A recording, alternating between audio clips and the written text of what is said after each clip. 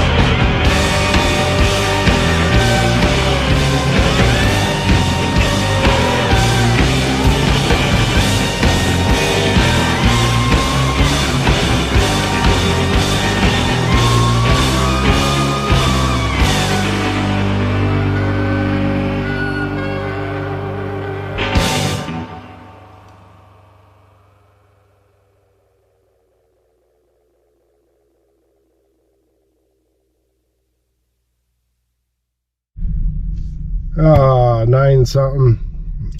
Did some bids, went to class, and now I gotta head home from Lakewood. Hope you guys had a good week. I did. I had a great week, and I'm excited for the weekend. Doing road base for my turnaround and hanging out with my girls. So thank you guys for following. Thanks for liking and commenting, and please keep it up. I could definitely use the support. Try and grow this channel a little bit. But yeah, have a good weekend. We'll talk to you later. Bye.